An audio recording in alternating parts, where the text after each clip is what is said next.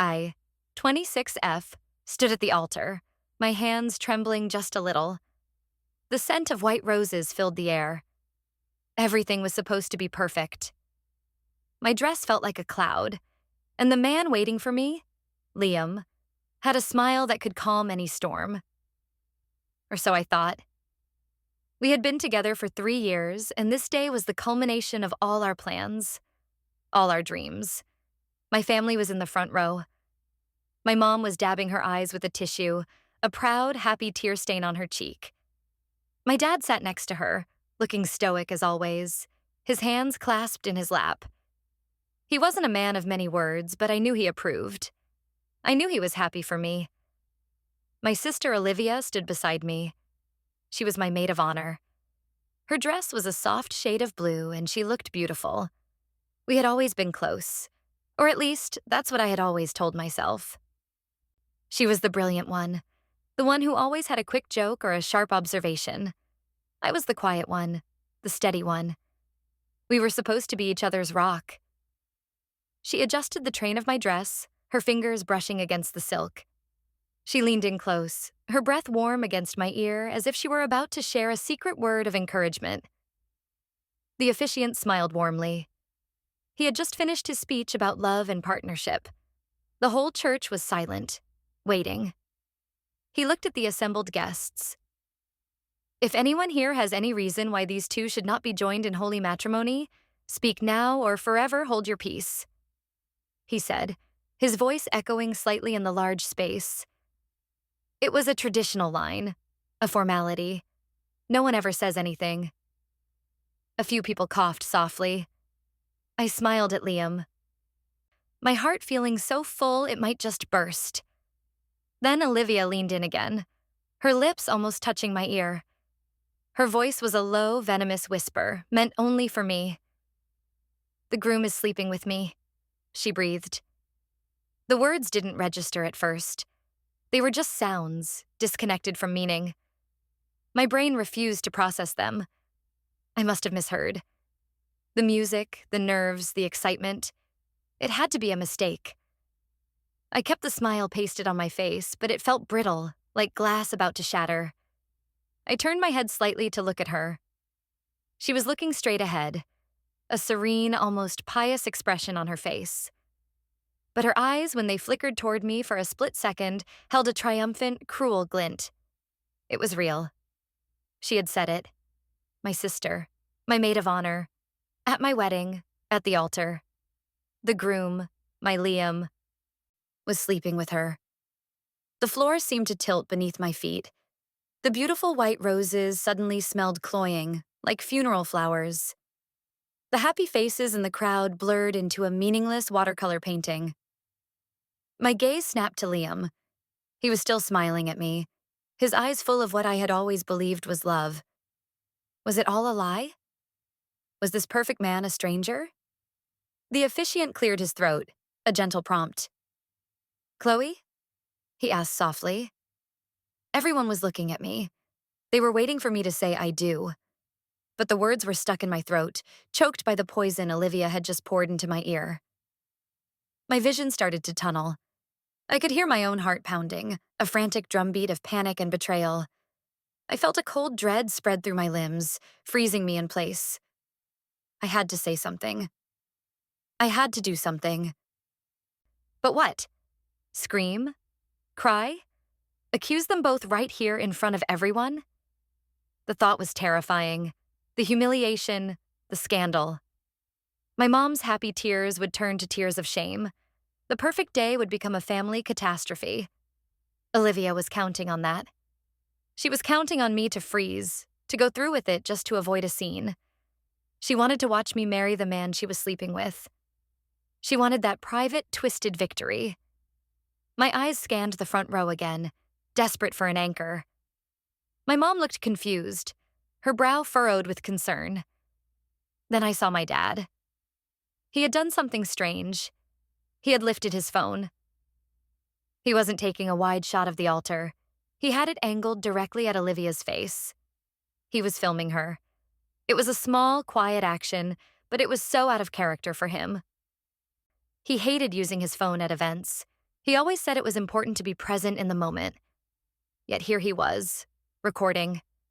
And he wasn't recording me. He was recording her. Seeing that, a flicker of something new cut through the panic. It was resolve. My dad saw something. He knew something. Or at least he suspected. He was my quiet, watchful father, and in that moment, his simple act of raising a phone felt like a lifeline. He was on my side. He was paying attention. I took a deep breath, the corset of my dress suddenly feeling impossibly tight. I couldn't marry Liam. I couldn't give Olivia the satisfaction. I couldn't live a lie. The silence in the church stretched on, becoming heavy and uncomfortable. Liam's smile faltered. "Honey, is everything okay?" He whispered, his voice laced with a confusion that now seemed entirely fake. I looked away from him, letting my eyes meet Olivia's one last time. The smugness was still there, just beneath the surface of her feigned concern. She thought she had won. I turned back to the officiant. My voice, when it came out, was surprisingly steady. "I'm sorry," I said, my words clear and final. "I can't do this." A collective gasp went through the church. Whispers erupted like wildfire. My mom stood up, her hand flying to her mouth. Liam grabbed my arm. "Chloe, what are you talking about? What's wrong?"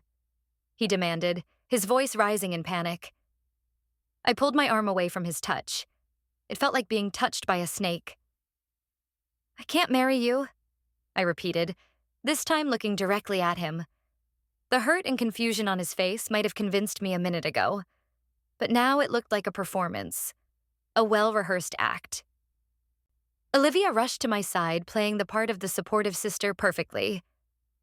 "Chloe, you're just nervous. It's okay. Let's just take a minute," she said, trying to lead me away from the altar. "Don't touch me," I snapped, recoiling from her. Her face fell, a mask of wounded innocence for the audience. But I saw the flash of anger in her eyes. I had ruined her show. The wedding was over. The perfect day had shattered into a million pieces. I turned and walked back down the aisle, alone. The confused faces of our friends and family were a blur. I didn't stop until I reached the bridal suite, the small, quiet room where I had started the day with so much hope. I locked the door behind me and finally let out the sob I had been holding back. The betrayal was a physical pain, a knife twisting in my chest. My perfect life was a lie, and my own sister had been the one to tell me. But as I cried, I remembered my dad's phone, pointed not at me, but at her. The fight wasn't over. It had just begun. The chaos outside the locked door was a muffled roar. I could hear my mom's frantic voice, Liam's angry protests, and Olivia's saccharine attempts to control the situation. They were all out there, performing their roles in a play I had just walked out on. I sank onto the small sofa, my wedding dress pooling around me like a deflated dream. The silence in the room was a temporary shield. I needed a moment to think, to process the sheer magnitude of the betrayal.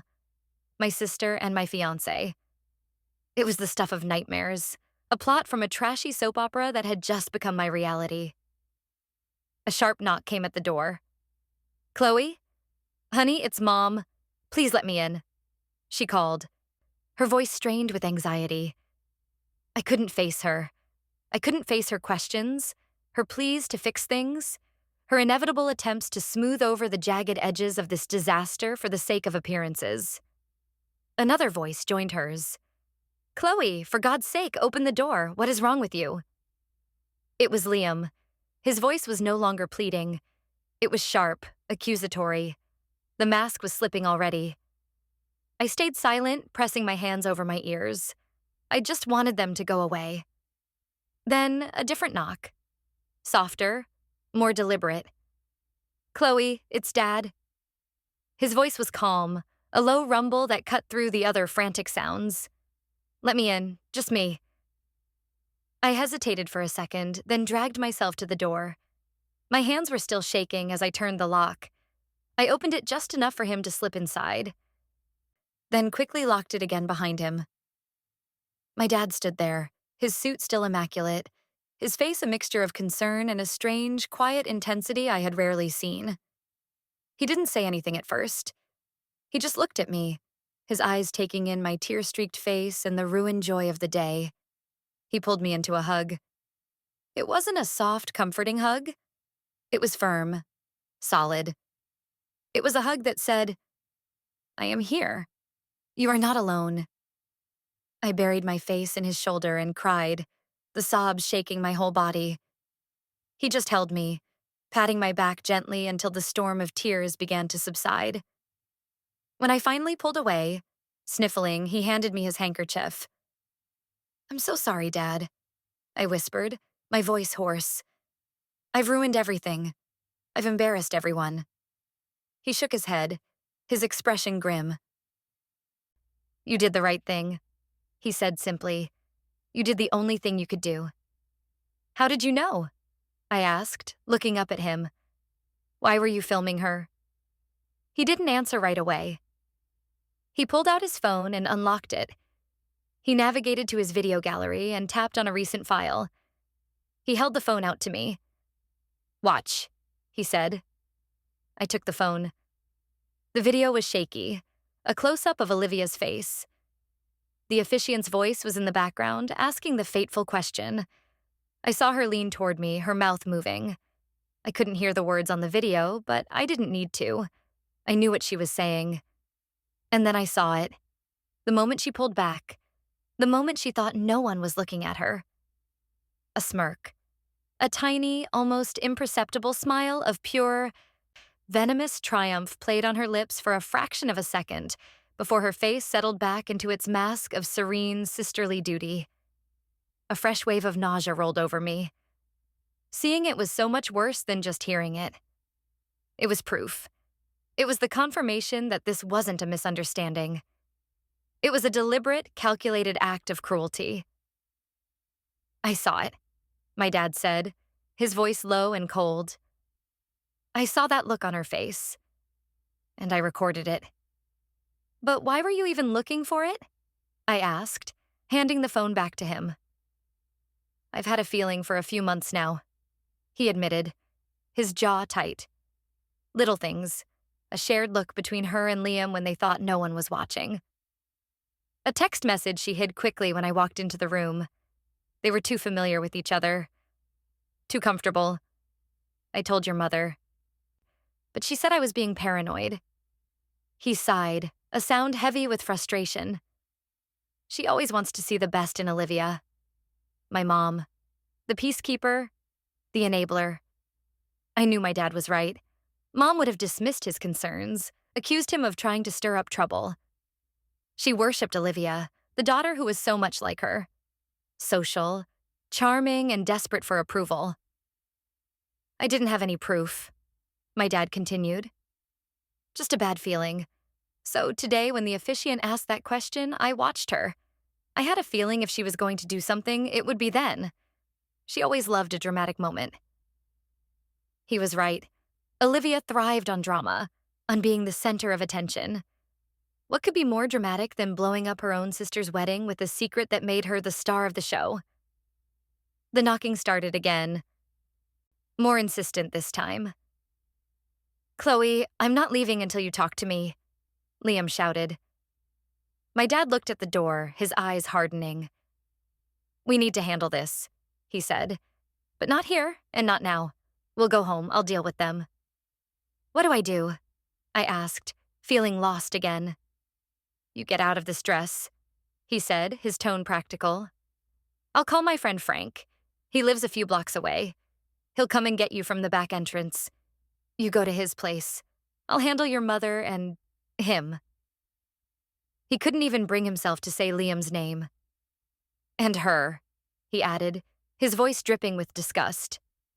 It was a plan, a simple, concrete plan. It was exactly what I needed. I nodded, feeling a small spark of strength return. "Okay," I said. My dad gave my arm a squeeze. "Be strong, Chloe. We have this." He held up his phone again, tapping the screen. "This is just the beginning. They won't get away with it." He went to the door and unlocked it. Liam, Olivia, and my mom were all standing there, their faces a mixture of anger and concern. Liam lunged forward. "What is going on? You owe me an explanation." My dad blocked his path, standing firm. "She doesn't owe you anything," he said, his voice dangerously quiet. "This wedding is over. You all need to leave. Now." "You can't be serious," my mom cried, looking from my dad to me. "Chloe, what happened? You can't just call off a wedding for no reason." "I have my reasons," I said, my voice shaking less this time. Olivia stepped forward, her eyes wide with fake tears. "Chloe, please. Whatever I said, I'm sure you misunderstood. You're just stressed. Let's not do this," she pleaded. My dad turned his cold gaze on her. "You," he said, his voice flat. "I have nothing to say to you." The dismissal was so complete, so absolute that Olivia actually flinched. "This is ridiculous," Liam insisted. "I love you, Chloe. Whatever she told you, it's a lie. She's always been jealous of us." He was trying to pit us against each other, the classic cheater's defense. A month ago, I might have even believed him. But now, with the image of that smirk burned into my brain, his words were just noise. "Get out," my dad repeated, his voice leaving no room for argument. He was a quiet man, but when he used that tone, everyone listened. He herded them out of the room, their protests fading as he shut the door firmly behind them. I was alone again, but this time it felt different. I wasn't just a victim. I was a survivor. And with my dad on my side, I had a feeling I was about to become a fighter. I looked at the beautiful, expensive white dress. It was a costume from a life that no longer existed. I reached behind me and started to unzip it. It was time to get ready for battle. Getting out of the church was like a covert operation. My dad had texted me instructions. A service exit behind the kitchens. His friend Frank, a kind, burly man I'd known since I was a kid, was waiting in a nondescript sedan. I had changed into the simple jeans and t-shirt I had worn to the church that morning, a lifetime ago. The wedding dress lay in a heap on the floor of the bridal suite, a white casualty of the day's war. Frank didn't ask any questions. He just gave me a sad, sympathetic smile and drove. We went to his house, a quiet place in a leafy suburb. His wife, Carol, met me at the door with a hug and a hot cup of tea. They showed me to a guest room and told me to rest, leaving me with the promise that my dad would be there soon. The quiet was a relief. I sat on the edge of the bed, the warm mug in my hands, and tried to make sense of the whirlwind. The shock was beginning to wear off, replaced by a cold, hard anger. Olivia and Liam. How long had it been going on? My mind raced back over the past year, searching for clues I had missed. There was the weekend Liam had a work conference in the city. The same weekend Olivia was supposedly visiting an old college friend there. I had even joked about them meeting up for a drink. They had both been weirdly dismissive of the idea. There was the time I saw a text flash on Liam's phone from O with a heart emoji. When I asked, he said it was from his cousin, Oliver. I had believed him. I had believed everything. I felt like such a fool. They had been laughing at me this whole time. Every romantic dinner, every shared secret, every plan for our future, it was all a charade. Liam didn't love me. He was using me. And Olivia, my own sister, had helped him. The cruelty of it was breathtaking. Why tell me at the altar? Why not just let me marry him and continue their affair in secret? The answer was clear. It wasn't enough for them to betray me. They had to humiliate me. Olivia had to prove she had the ultimate power over my life, the power to destroy my happiness with a single whisper. An hour later, my dad arrived. He looked tired but resolute. He sat down in the armchair across from the bed. "Your mother took them back to the house," he said, his voice grim. "They're putting on quite a show. Liam is the wronged fiancé, and Olivia is the heartbroken sister, worried sick about your mental stability." My mental stability? I scoffed, a bitter laugh escaping my lips. So that's their story. I'm crazy. "It's the only card they have to play," my dad said. They're going to try to discredit you before you can discredit them. Your mother is falling for it. She wants to believe it's all a misunderstanding because the alternative is too horrible for her to contemplate. I felt a pang of hurt. My own mother thought I was unstable rather than believe Olivia could do something so monstrous. "What did you tell her?" I asked. "I told her to stop talking and start listening," he said. "I told her she needs to open her eyes, but she's in denial. She wants everything to go back to normal." He paused, leaning forward. "Chloe, this is going to be harder than just calling off the wedding. They're going to fight back. They're going to paint you as the villain." "I don't care," I said, and I was surprised to find that I meant it. "I'm not going to let them get away with this. They made me look like a fool. I want everyone to know what they did." My dad nodded slowly. "Good. That's the anger I was hoping to see. But we need more than just that video of her smirk. They'll say she was smiling at something else. They'll say you're interpreting it with a biased eye. We need concrete, undeniable proof." But how? I felt a wave of helplessness. They're liars. They'll deny everything. "We investigate," he said, a strategic glint in his eye that reminded me he had been a top negotiator in his business for 30 years. "We start with their phones, their emails, their credit card statements. They've been careless. People having an affair always are. They think they're too smart to get caught." The idea felt overwhelming. "I don't have access to any of that," I said. "Liam's laptop is at our apartment," my dad reminded me. "He hasn't moved his things out yet. And Olivia lives at home with us. Her computer is in her bedroom." A slow smile spread across his face. "Your mother is taking them out to dinner tonight, to talk things through and calm everyone down. That gives us a window." A plan. A risky plan, but a plan nonetheless. A part of me felt squeamish about snooping, about violating their privacy. But they had violated my life, my trust, my future. They had forfeited any right to privacy from me.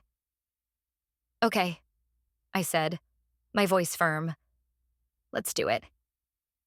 Later that evening, my dad drove me to the apartment I had shared with Liam. It felt strange to be there. The space was filled with our things, photos of us smiling on the walls, a life that was now a museum of lies. It was suffocating.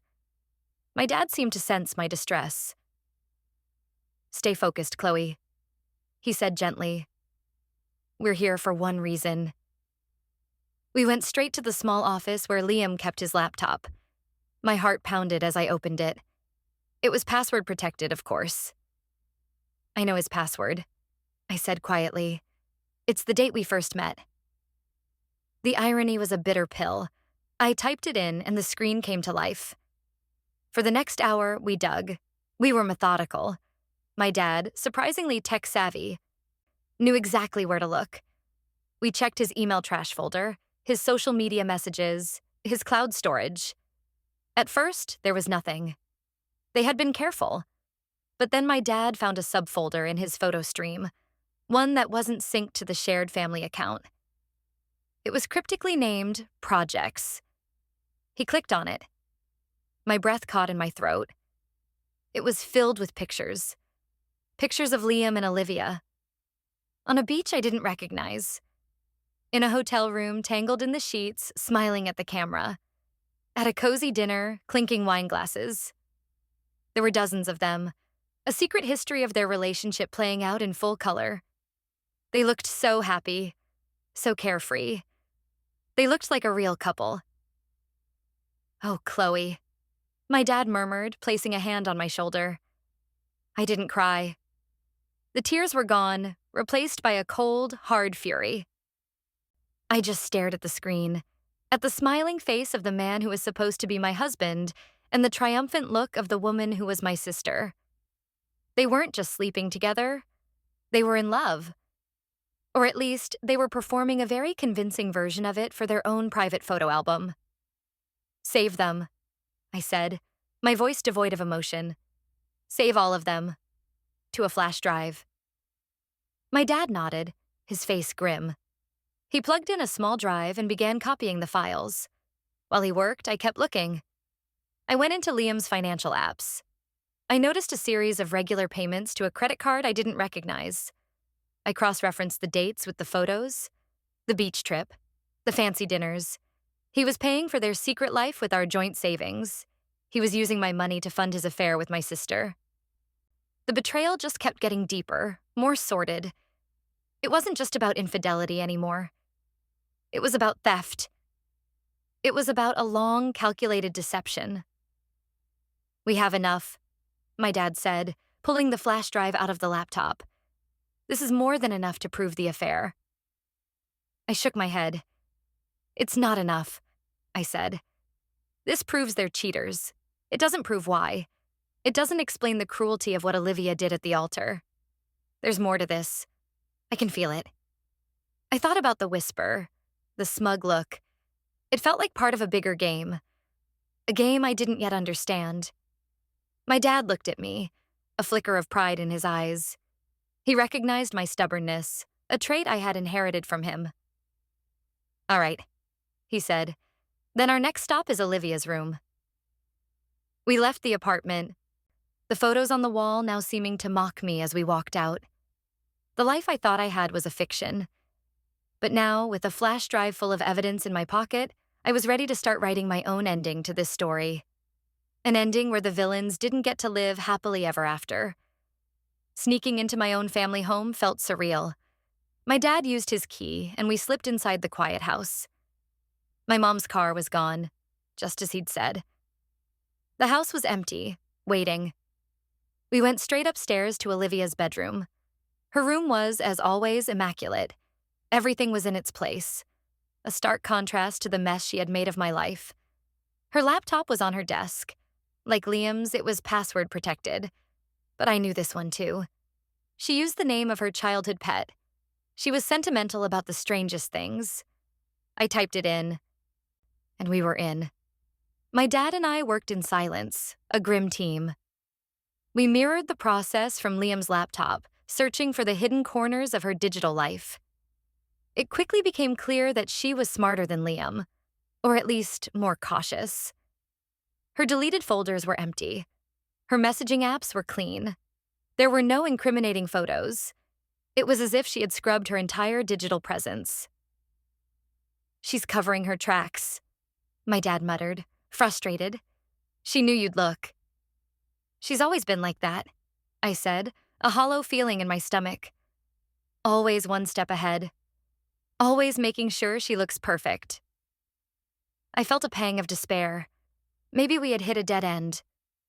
The photos from Liam's computer proved the affair, but they didn't explain the motive. They didn't explain the public cruelty. I sank into her desk chair, feeling defeated. My eyes scanned her pristine desk. A stack of books, a neat pile of mail, a framed photo of her and me as children, smiling, gap-toothed grins. The sight of it made my stomach turn. My gaze fell on her web browser history. It was mostly fashion websites, celebrity gossip, and articles about expensive vacation spots. But then I saw something that made me pause. A search from a few weeks ago. Marital asset division in this state. And another. Inheritance protection prenuptial agreement. And another, more chilling one. Legal grounds for contesting a prenup. "Dad," I said, my voice barely a whisper. "Look at this." He came over and stood behind me, reading the search history over my shoulder. His breath hitched. "What inheritance?" he asked. "Grandma's," I said. The pieces starting to click together in my head with a sickening finality. My grandmother had passed away 2 years ago and left me a substantial amount of money in a trust fund. It wasn't a secret, but it wasn't something I advertised. Liam knew about it, of course.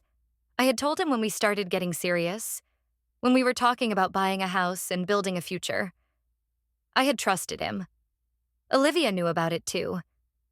And she had clearly been researching how he could get his hands on it. "They weren't just having an affair," my dad said, his voice dangerously low. "They were planning to take your money." It all made sense now. The long-term affair. Liam's insistence on not signing a prenup. which I, in my blind love, had agreed to, thinking it was romantic. He had framed it as a sign of his complete trust in our love. "We don't need a piece of paper to prove we're committed," he had said. I had swooned. Now I saw it for what it was, a calculated business move. The plan was clear. He would marry me, gain access to my life, my finances. Then, after a respectable amount of time, he would divorce me. Without a prenup, he would be entitled to a significant portion of the assets accumulated during our marriage, and he would fight to get a piece of my inheritance. And Olivia? Olivia would be there, waiting for him on the other side, ready to share the spoils. But that still didn't explain the confession at the altar. That wasn't part of a quiet, methodical plan to steal my money. That was loud. That was destructive. That was emotional. Why would she tell me? I asked, looking at my dad. Why risk blowing up the whole plan right at the finish line? My dad was silent for a moment, thinking. "Because it's Olivia," he said finally. "The money wasn't enough. She had to win. She had to see you lose. She couldn't stand the idea of you having your perfect day, even if it was fake. She had to rub your nose in the fact that she had your man and, she thought, was about to get your money. It was an act of pure ego." He was right. It was a power play. A cruel, impulsive display of dominance from a person who could not stand to see me happy. She wanted me to know that she was the one in control, the one pulling the strings, even as I walked down the aisle. We had found the motive. It was greed, laced with a poisonous strain of jealousy. But this search history, while damning, wasn't as solid as the photos. It was circumstantial. They could argue she was just curious. We still needed something more. Something that tied it all together. My dad went back to her laptop, his fingers flying across the keyboard. "There are programs that can recover deleted files," he said. "It's a long shot. If she used a proper wipe program, they're gone for good. But if she just dragged them to the trash and emptied it, there might be fragments left." He downloaded a recovery software and set it to run. The progress bar crawled across the screen.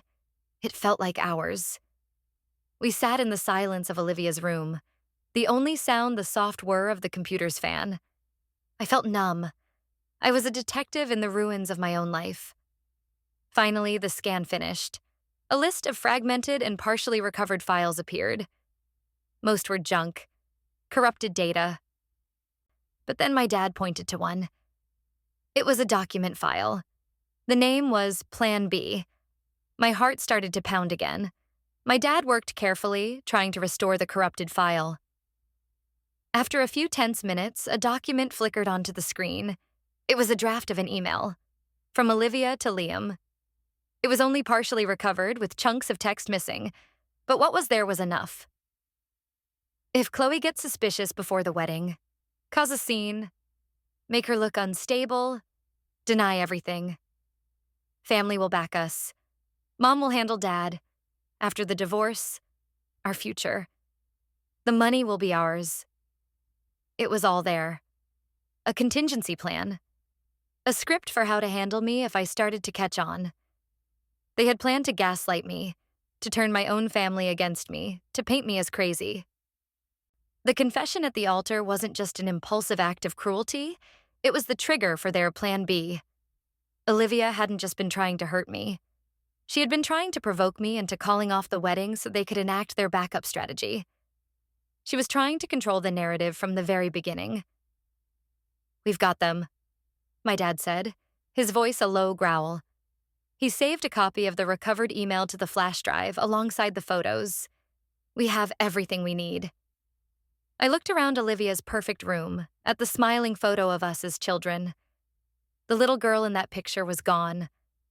The sister I thought I had was a monster. The anger I felt was so pure, so cold it burned. They had underestimated me. They had underestimated my dad. They thought they were the smart ones, the players in control of the game. They had no idea that we were about to change all the rules. The drive back to Frank and Carol's house was quiet. My dad and I didn't need to speak. We were united in a grim purpose. The flash drive in his pocket felt as heavy as a weapon. We had the affair, the financial motive, and the conspiracy to defraud me and discredit my sanity. We had the whole sordid story. When we got back, Carol had left a plate of sandwiches and a thermos of coffee for us. My dad and I sat at the kitchen table, the evidence laid out between us on his laptop. We went through it again, methodically. The photos of their secret life, the credit card statements showing my money being spent on their trysts, the browser history revealing their financial plotting, and the crown jewel, the recovered email outlining their plan to paint me as unstable. "What's our next move?" I asked him. My voice was steady now. The shock and grief had been burned away, leaving behind a cold, hard resolve. I wasn't the crying bride in the bridal suite anymore. "We could go to the police," my dad said, considering it. "This is conspiracy to commit fraud. It's serious." I thought about it. The police, lawyers, a long, drawn-out legal battle. It would be messy and public in a way that felt unsatisfying. It would turn our family's private shame into a public spectacle. And it would give them a platform to play the victims, to hire lawyers and spin their stories. "No," I said slowly. "That's not what I want. A legal case is about money. This is about more than money. This is about betrayal. This is about our family. I don't want to see them in court. I want to see them exposed. I want them to face the people they lied to. I want to watch their world crumble, just like they tried to crumble mine." A slow, approving smile spread across my dad's face. "I was hoping you'd say that," he said. "A public trial is one thing. A family trial is another, so we set the stage." "What do you mean?" I asked. "I mean, we don't show our hand yet," he explained, leaning forward, the negotiator in him taking over. "Right now, they think they're in control. They think you're having an emotional breakdown, and that soon enough your mother will convince you to forgive Liam and sweep this all under the rug. They're feeling confident. We let them feel that way." He continued, "Tomorrow you're going to call your mother. You're going to sound fragile, confused. You're going to tell her you're willing to talk. You're going to agree to a family meeting at our house. You, me, your mother, Liam, and Olivia. Tell her you want to understand what happened." The thought of pretending to be weak, of playing their game, made my skin crawl. "I don't want to sound fragile," I said, my jaw tightening.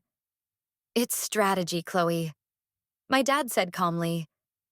"We need them to walk into that room feeling overconfident and unprepared. We need them to think they're coming to manage your breakdown, not to face a judge and jury." I understood. It was a trap, a carefully laid trap. And what about Liam's family? And the rest of our family? The aunts, the uncles? They're all hearing their side of the story right now. They all think I'm the one who ruined everything. "That's the second part of the plan," my dad said, a glint in his eye. "We invite them too. We tell your mother that you want the whole family there for support. Grandparents, aunts, uncles. We even invite Liam's parents. We frame it as a big, therapeutic session to heal the family rift. A chance for everyone to air their grievances." It was brilliant and terrifying. A showdown in front of the entire family. It was the highest possible stakes. If it worked, their reputations would be destroyed utterly and completely. If it failed, I would be the crazy, hysterical girl who tore her family apart over a misunderstanding. "Can we do this?" I whispered, a flicker of doubt returning. My dad reached across the table and placed his hand over mine. "We can," he said, his voice full of a certainty that bolstered my own. "They built a house of cards on a foundation of lies. All we have to do is pull out the bottom card. And we have it right here." He tapped the laptop screen where the recovered email was displayed. So we planned. We spent the next hour choreographing the confrontation. Who would speak when? What evidence to present first? How to counter their inevitable denials and accusations. My dad was a master strategist, thinking 3 steps ahead. He decided we would start small with the inconsistencies in their stories, the trips they took. We would let them dig themselves into a hole with their lies. Then we would show them the photos. And only at the very end, when they were cornered and desperate, would we play our trump card, the email. The next day, I made the call. My hands were shaking as I dialed my mom's number. I took a deep breath and tried to channel the broken girl they expected me to be. "Mom?" I said, my voice intentionally small and shaky. "Chloe? Oh, thank God. Where are you? Are you okay?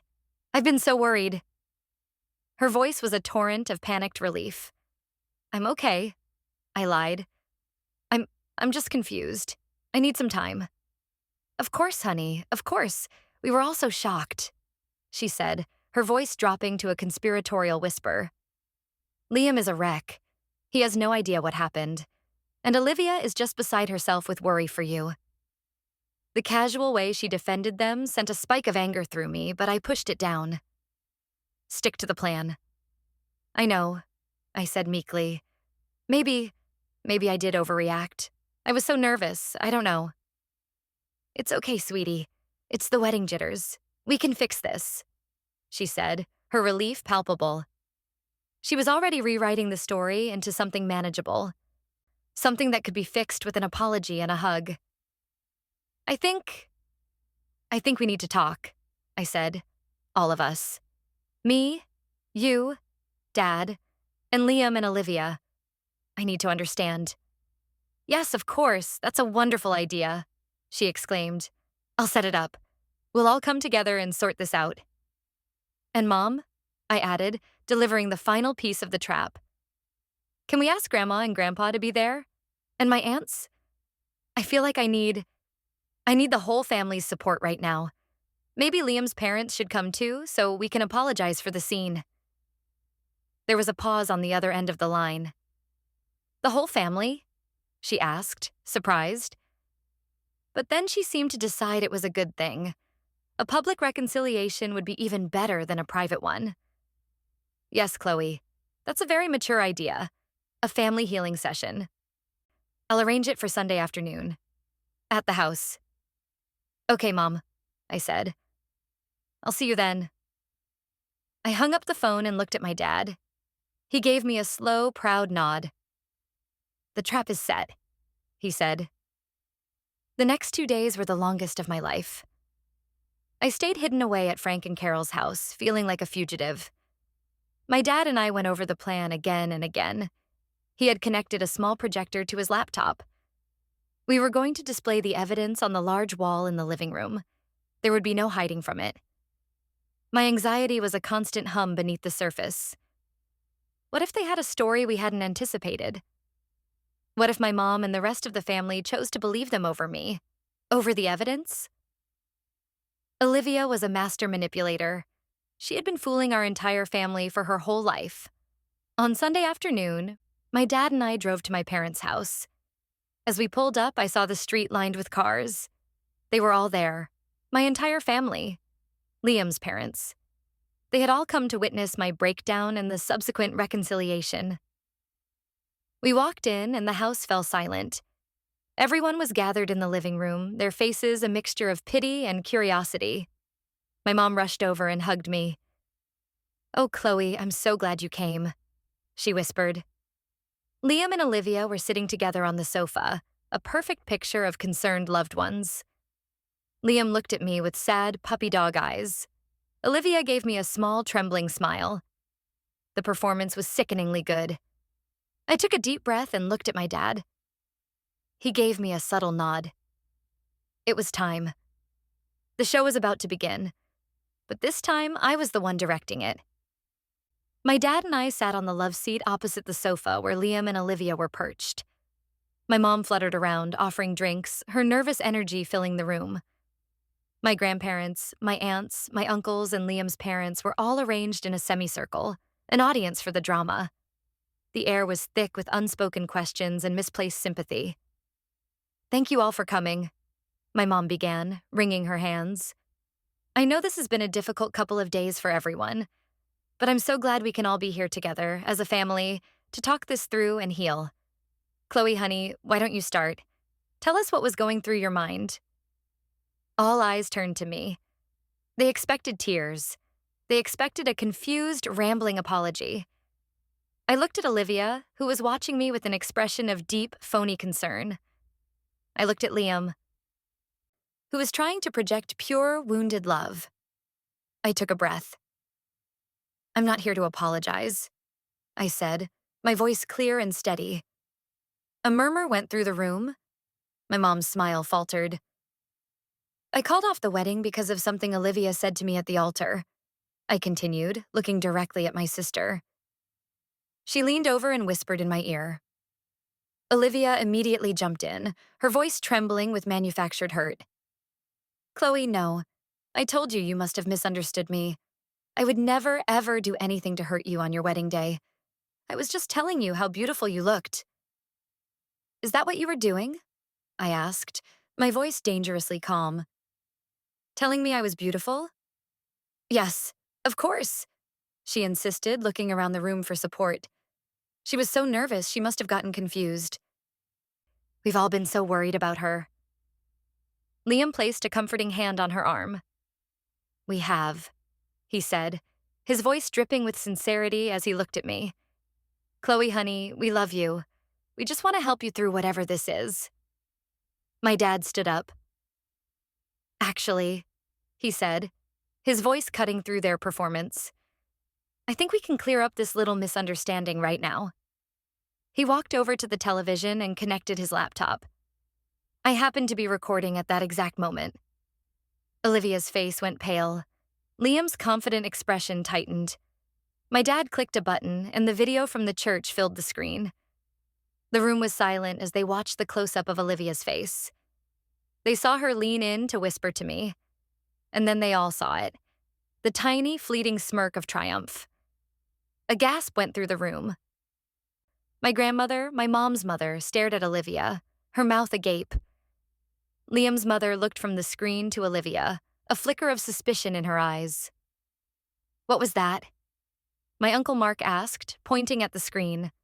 That little smile? Olivia stammered. I was just smiling. It was a happy day. I was happy for my sister. It didn't look like a happy smile, my Aunt Carol said coldly. She had always been a sharp judge of character. It's not definitive proof, my mom said quickly, rushing to Olivia's defense. It's just a look. You're all reading into it. You're right, dear, my dad said to my mom, his voice deceptively mild. A look can be misinterpreted, so let's talk about something more concrete. Liam, you took a work trip to Chicago about 3 months ago. Didn't you? Liam looked surprised by the change of subject, but he nodded. Yes, a conference for my firm. For 3 days. And Olivia, my dad said, turning to her.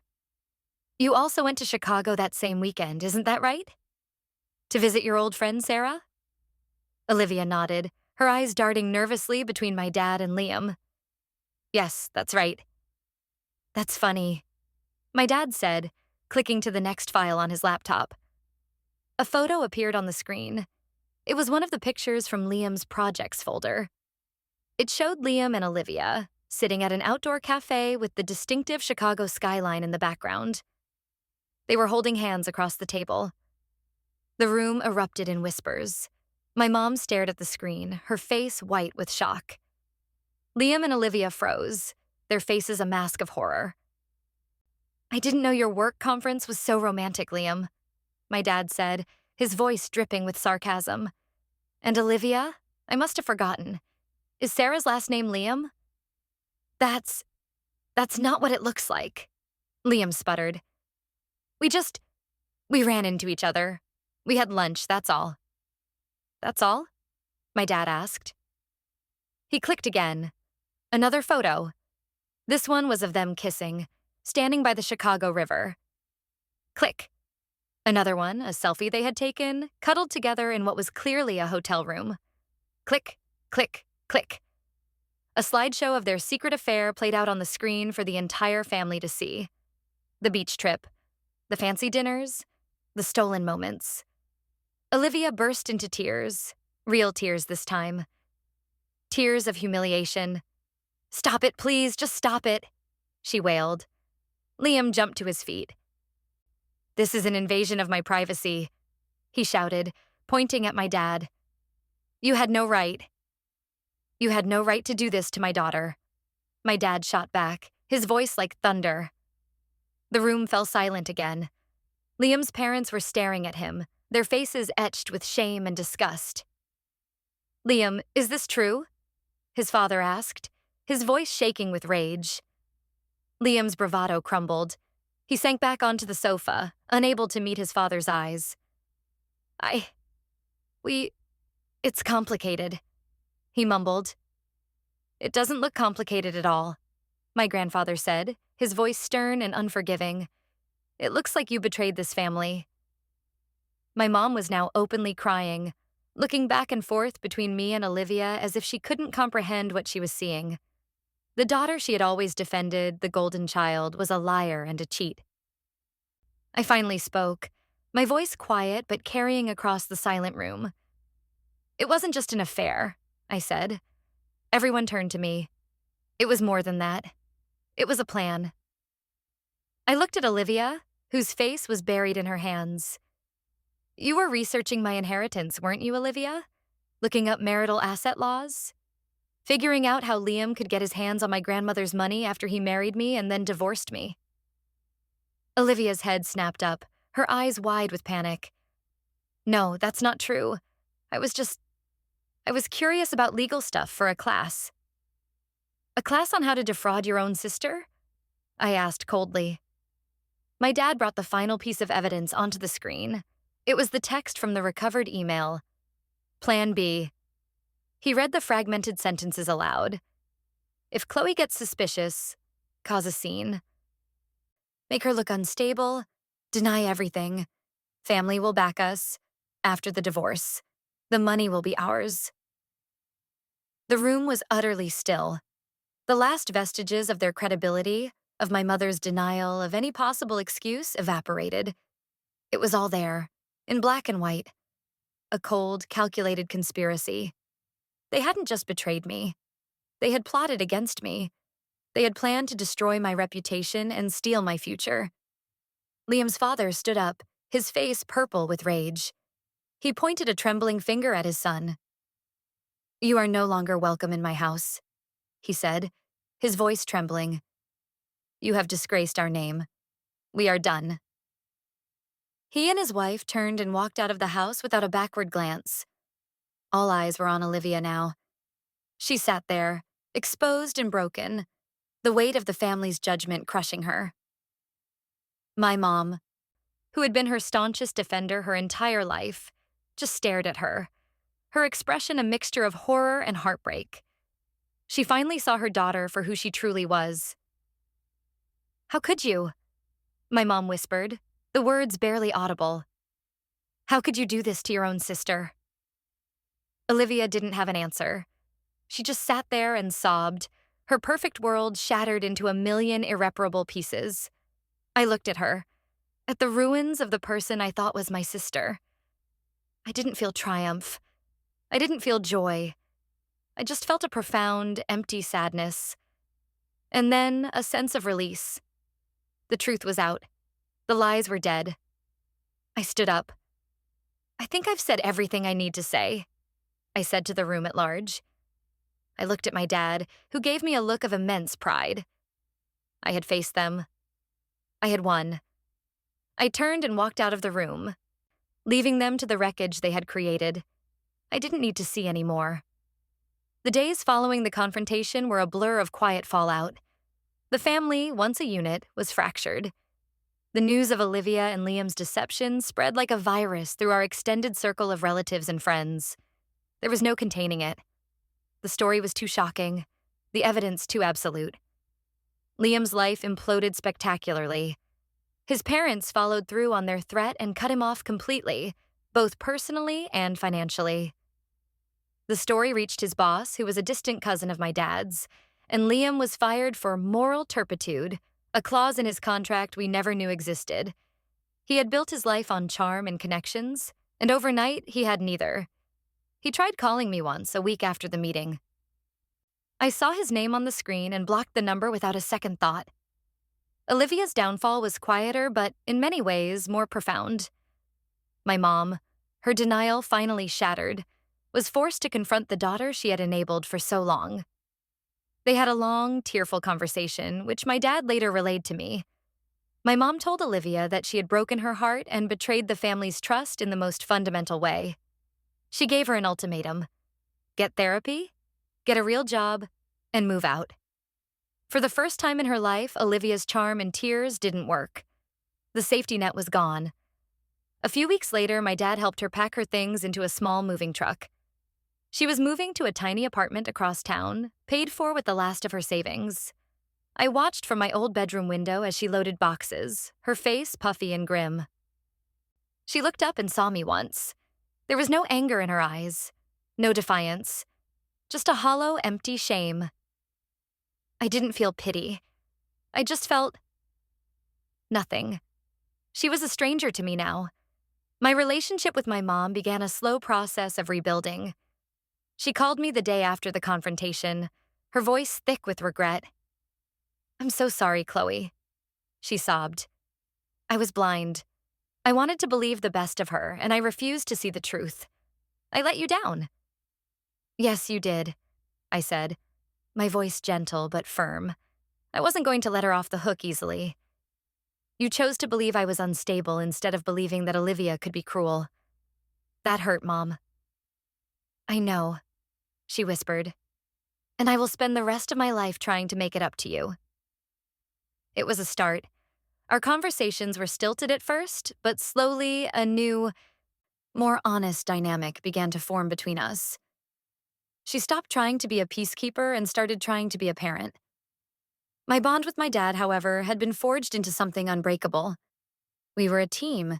He helped me with the messy logistics of canceling a wedding. We sent letters from a lawyer to all the vendors, including copies of the evidence of fraud, and managed to recoup most of the deposits. He helped me go after Liam for his half of the non-refundable costs, a debt he was now in no position to pay, ensuring it would hang over his head for years to come. One evening, a month after everything had happened, my dad and I were sitting on the back porch, watching the sunset.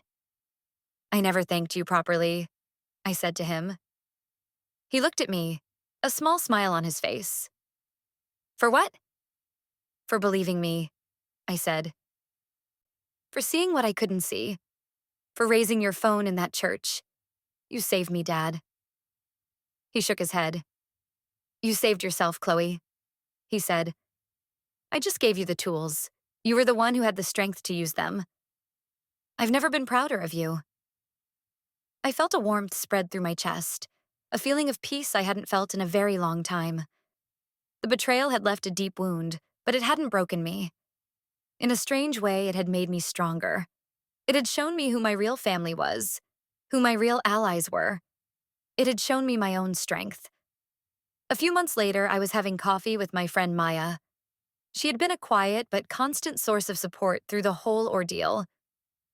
"Have you heard from any of them?" she asked gently.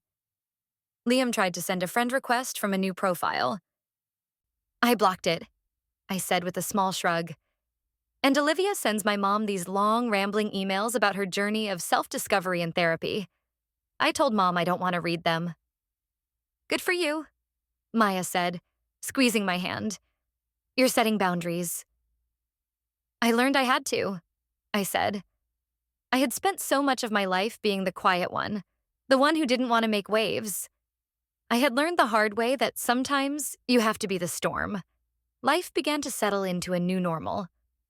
I sold the apartment I had shared with Liam, purging the last physical remnants of that life. I put the money from the sale into my trust fund, the very fund they had tried to steal, and used some of it to take a trip I had always dreamed of. I went alone, and it was liberating. I learned that I was good company for myself. The story of what happened became a quiet legend in our family, a cautionary tale about lies and consequences. Liam disappeared from our social circles, a ghost of a man who had lost everything. Olivia was a distant figure, trying to piece together a life from the wreckage of her own making. They had tried to make me a casualty in their twisted game, but I had refused to be a victim. I thought back to that day at the altar, the moment the world fell out from under me.